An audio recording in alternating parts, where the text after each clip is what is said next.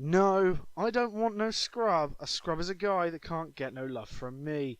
Hanging out to the passenger side of his best friend's ride, trying to holler at me. Yes, ladies and gents, as you may have guessed from No Scrub by TLC, this is a review of WWE's TLC Tables, Ladders and Chairs from your favourite podcast, the WCCW podcast. That's at WCCWPodcast on Twitter. May I just squeeze in that plug? And should we get to it? Should we think about TLC? Because I'm not going to lie to you, this probably my second favourite pay-per-view of the year, and I am buzzing to go through this with you guys. So, what did we think of TLC? I mean, it was eventful, wasn't it? It was already going into it, it was already a big thing. We had the Shield coming together, we had other matches that probably aren't as important, and then, late Friday night, we got an announcement from WWE saying that Bray Wyatt and Roman Reigns were not performing anymore. They weren't there. They were now ill. They were come down with a viral infection. I hope they get better soon, because obviously they're two of the biggest stars of the WWE.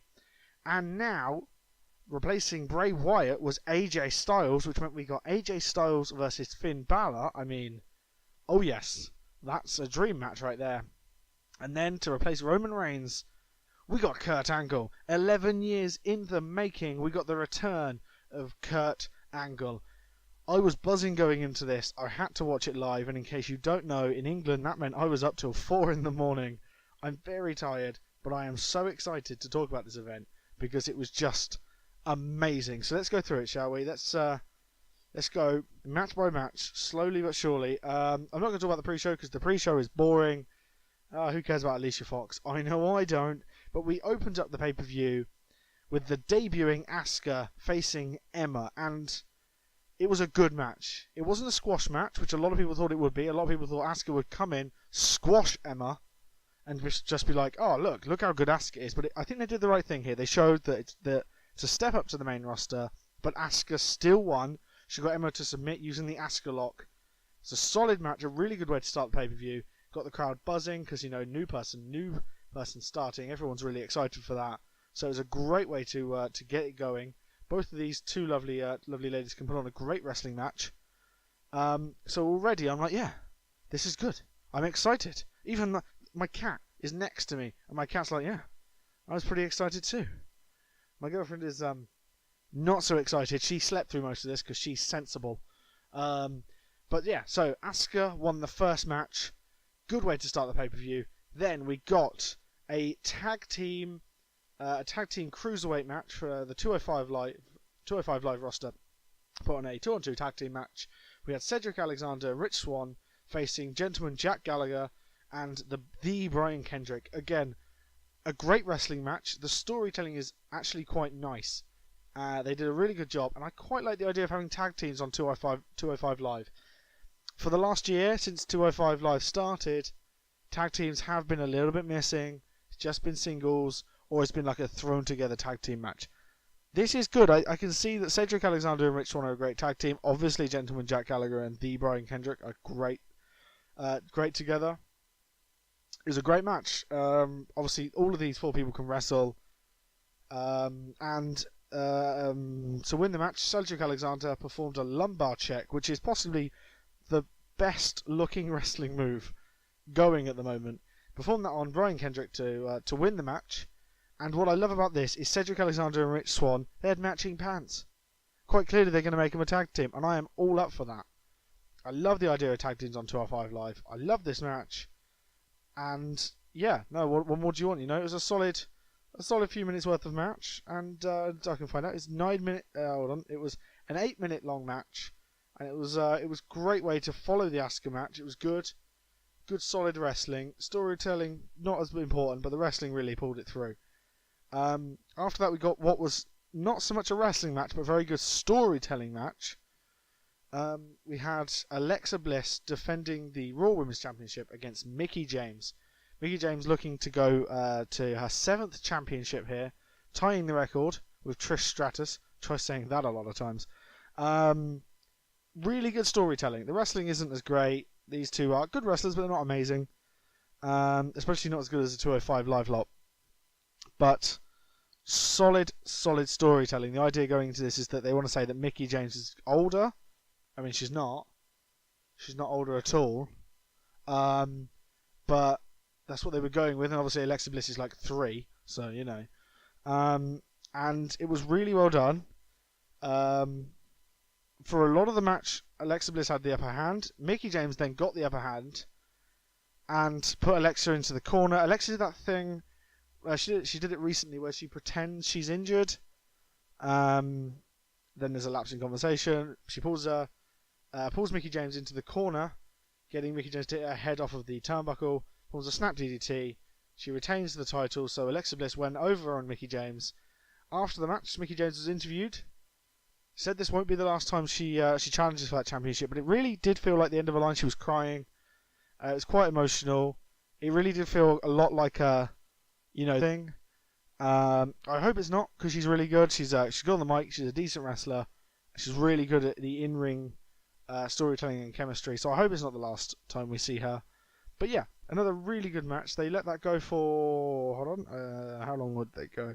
11 minutes 25 seconds. So that's a fair old time they gave them, rightfully so.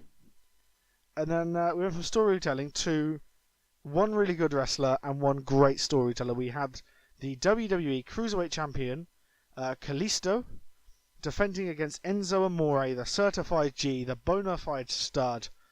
It was weird because Enzo Amore's got a lot better in the ring. I don't know if it's just me being a little bit crazy, always a chance, but he's a lot better in the ring. And Kalisto obviously great in the ring. His storytelling isn't great. Kalisto, we ignore that. Good back and front. There was no interference, which really surprised me. I was expecting Enzo's crew, I don't know what, the new Amore order, I don't know what to call them. I was expecting them to come down, but they didn't. They let Enzo do this himself. So the climax of the match, Enzo poked Kalisto in the eye while the referee was distracted. Enzo pulled up the ring apron, the referee was fixing it. So while the referee was fixing it, he poked Kalisto in the eye. He executed a jaw donzo, which is a interesting maneuver. It's the thing where he sort of falls back while he's got his leg sticking up, and his ankle hits the guy's jaw. It looks quite painful, to be fair. He's now a two-time WWE Cruiserweight Champion. Again, they had a interview in the ring. I quite like these interviews in the ring. I think they're really quite nice, a bit more realistic, like modern UFC and boxing and stuff. And he said that the WWE universe does not deserve a thank you for that. Enzo really trying to heal it up because it's so hard to boo him because he's so good at what he does. But it was a great match. Again, solid. This is the thing. All these matches are really good, solid matches. They gave this match pretty much 9 minutes. Rightfully so as well. And I like Enzo. I like him on 205 Live. He brings another element. He's not the best wrestler, but he's great on the microphone. And I'm excited to see 205 Live, which is exactly what this should do. It should be selling that to me, and it's done that. I may even watch it, and I recommend you do too, because it's supposedly the best hour on TV. After that, we had the Demon Finn Balor supposed to be going up against Sister Abigail, Bray Wyatt. Obviously Bray is ill, so we got Demon Finn Balor versus AJ Styles on what has to be just a dream match, and they knew it was a dream match. They knew going into it what they were doing, and I loved it. I loved every single minute of it. They're both they're probably two of the best wrestlers in the world, best storytellers in the ring in the world. I loved all of it. It was amazing, and it saves Finn Balor from having to lose to Sister Abigail. He won, Finn Balor, with a coup de grace on Styles, and I could go back and rewatch this. I may go back and rewatch it. They gave it 20 minutes, this match. I may actually after this go rewatch it because it's so good. It's just, if you want wrestling, this is wrestling. Quite clearly, the best wrestling match on the card. Maybe not the best spectacle or the best event on the card, but definitely the best wrestling match on the card. After the match, after Balor won, they showed their respect by giving each other the too sweet hand symbol to each other. The crowd just went crazy. Quite clearly, that's WWE going, take that, Young Bucks. If you don't know, the Young Bucks recently got a cease and desist because they used to use the too sweet, and now they use the one sweet. Look it up, it's quite funny. But that's quite clearly WWE going, hey, look, we got your two best people, and they can do the too sweet. Ha ha ha ha ha ha. But yeah, if you're going to watch anything from this, watch this and watch the main event, because the main event I'm going to talk a lot about, and it's awesome. So, in the penultimate match of the night, in what's known often as the toilet break match, the merchandise match, the I can't be bothered, I'm going to check Facebook and Twitter match, we had Jason Jordan face Elias Sampson. It was an impromptu match, but quite clearly these two, throughout the night, Elias has been trying to perform, and oh my god, the crowd hated him. Elias is so good at being a heel, it's crazy. So, all through the night, Elias would start performing, and the crowd would be booing, and then Jason Jordan would come out and throw vegetables at him, because obviously that's what you do. And it was funny, it was hilarious, really got the crowd behind Jordan, which is exactly what you want it to do. And yeah, Jordan went over, pinned Elias with a roll-up. There was a little controversy at the end, so I see them coming back to this on Raw tonight. I definitely see them coming back to it, because even the commentator was like, oh, Elias got his shoulder up, and yeah, sort of did. So, I mean, these two are good wrestling, but it was very much the filler match. But it was good, don't get me wrong. If this is the worst match on the card, that's not a bad match. It's like carrots in a roast dinner. Carrots are great, but they're not the main event. That's not what you go to a roast dinner for. You don't go to a roast dinner going, oh, I love these carrots. But, you're not going to turn them down. It's basically what this match was the carrots of the roast dinner. And if we're talking about roast dinners, the next match was like, your meat. It was your gammon or your beef or your turkey or whatever meat you guys have on your... You know what? Comment below. Why not? Comment below. What do you have in your roast dinner? I'm interested to know, because now I'm just hungry and I want a roast dinner. But let's get to the main event. So the main event was supposed to be the Shield, which is Roman Reigns, Dean Ambrose, and Seth Rollins versus The Miz, Cesaro and Sheamus, Braun Strowman and Kane on a 5-on-3 handicap match. Obviously, Roman Reigns was injured, so we got to saw the return of Kurt Angle. I was so excited to hear his music. I was going to chant, you suck. Probably going to wake up my girlfriend at the process. She would have been pissed. But it's okay. It's all worth it. But at the start of the night, Seth Rollins and Dean Ambrose gave Kurt Angle a Shield vest, and they came down together as the Shield. I was a little disappointed, because I wanted to see Kurt's entrance. I wanted to hear that music. But it's okay. I got that fixed later. So, they did the entrance together. They faced, The Miz, Cesaro, Strowman, and Kane on a 5-on-3 handicap TLC match. Early in the match, Rollins performed a frog splash off a ladder through an announce table while Strowman was on it. And next to that, on the other announce table, Dean Ambrose performed an elbow drop, also off of a ladder, onto Kane. It was an amazing spectacle watch. In the ring, Angle applied the ankle lock, which I love, to Kane. Strowman interrupted that. And then, I have to admit, Angle didn't look 100% ready for this. So I think to get him out of the match for a while, because obviously they had to let Rollins and Ambrose do a lot of the carrying in this match. So to get him out of the match, they got Strowman to put him through a table. And you could see when he was doing it, he was so cushioning him. He did not want to injure Angle. Could you imagine if he'd have hurt Kurt Angle? So medical personnel come out, took Angle to the back. After that, The Miz, Cesaro, Strowman and Kane, they absolutely dominated Ambrose and Rollins. They tried to fight back. At this point, Kane accidentally hit Strowman with a chair, leading to Strowman to confront Kane. Cesaro and Sheamus performed a double crucifix powerbomb on Ambrose onto a table. Table did not break at this point, which led to probably one of the funniest things, the French announce table. the two announcers, when that table didn't break, when he bounced off, it sort of bent a little. A French announce table, one of them turned around and shouted in French, obviously, turned around and said, "I am the table," which is, it was quite funny, because obviously it's a play on, "We are the bar," it's "I am the table." It was funny, okay. Anyway, so then put him through a table, dragged him to the top of the stage, and the Miz brought out a garbage truck. Oh, that's horrible. Rubbish truck? Trash truck? I think what you put your rubbish into. Brought that out to the side of the stage and attempted to get Ambrose and Rollins into it. They fight them off. They dove off the truck into Shimaro, Strowman and Kane. Fighting goes on, continues then. Kane attacked Strowman and chokeslammed him through the stage and buried him under a pile of chairs. It was his chairs, 20 feet worth of chairs attached via string, just dangling down from the ceiling. He yanked it, and all these chairs come piling on top. Strowman's out. Kane then forms a double chokeslam on Ambrose and Rollins through two tables. Strowman then gets back up. Oh my god, did they sell Strowman?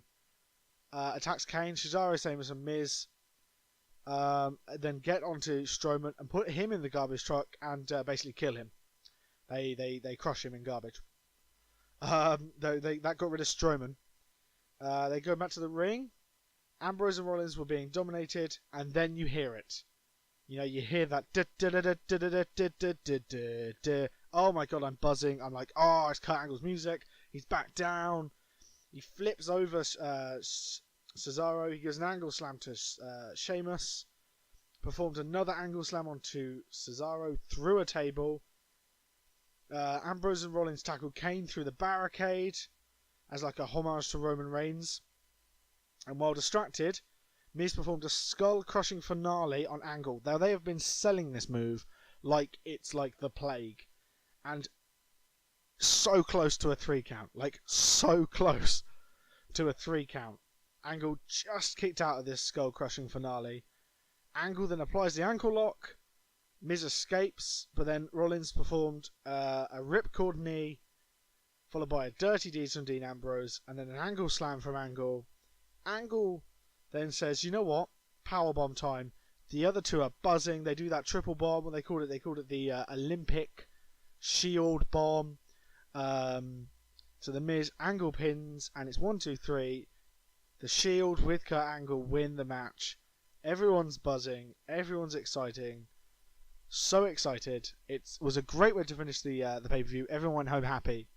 And I am so excited to watch Raw tonight. It is crazy. So generally, I've been looking online. Everyone's been going, "This is awesome. Great wrestling matches. Great main event." You know, even Dave Meltzer himself, who, just going to put this in here. Dave Meltzer did recently reply to me on Twitter. So, just put that in there. He stated in the Wrestling Observer newsletter that the company went above and beyond for the fans under trying circumstances. And that's what this was. This would have been a great pay-per-view anyway, I think. And then they come down, they had this viral meningitis is the thing that's going round. And they responded and made it even better. The buy rates were through the roof, supposedly. Really, really good. That main event was over half an hour long, but it was just spot after spot after spot. So great to watch. Amazing to see Kurt Angle back in the ring. He did look a little a little ring rusty. That's to be expected. Last time he wrestled, I think, was for What Culture Wrestling. Months and months before WrestleMania. So, but I want to see him wrestle more. I don't want this feud to end. I don't think it will. I think there'll be a Survivor Series match with the same 5, and then maybe Roman Reigns and Kurt Angle and someone else like Jason Jordan, perhaps. That'd be quite cool at Survivor Series. I'd enjoy that. Obviously, there's going to be a Survivor Series match with the Raw Women's as well. That's what would have been teased. So yeah, the next thing is Survivor Series. I'm very excited for that. I think it's been great. Last year's Survivor Series was amazing, so this year's should be just as good. Obviously, they're teasing Jinder Mahal and Brock Lesnar. That's on tonight's Raw. Brock Lesnar responding to that. So all in all, very excited. Good pay-per-view. And I'm very excited. I'm just, as a wrestling fan right now, this is a great time to be a wrestling fan. The next few months should be really good, and this pay-per-view and the previous one, Hell in a Cell, if you haven't watched it, sign up to the network. It's a free trial. Sign up, watch them both, because they're both amazing. And some of the best pay-per-views I've seen WWE put on in ages. And if this is going to be the trend, as wrestling fans, we are so lucky. All I've been saying on Twitter is just really good pay-per-view, really happy, great time to be a wrestling fan. And it really is right now. Talking of Twitter, just to plug it again, it's at WCCWPodcast. Hook me up. Add me, follow me, subscribe on YouTube as well. Pump those numbers up. Let's get this popular, because I think this could be something awesome, this podcast.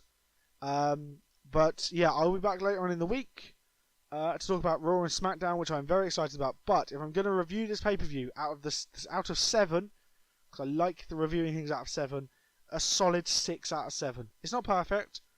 Some of the matches were a little bit draggy, but it was great. And considering the circumstances, amazing. So 6 out of 7 pay-per-view. If you haven't watched it, go watch it. If you have, leave some comments below. Tell me what you think. Tell me about this as well, any improvements. Like, subscribe, comment on this. Follow me on Twitter at WCCWPodcast. And guys, it's been an absolute pleasure. Can't wait to speak to you again. See you next time, guys. Have fun.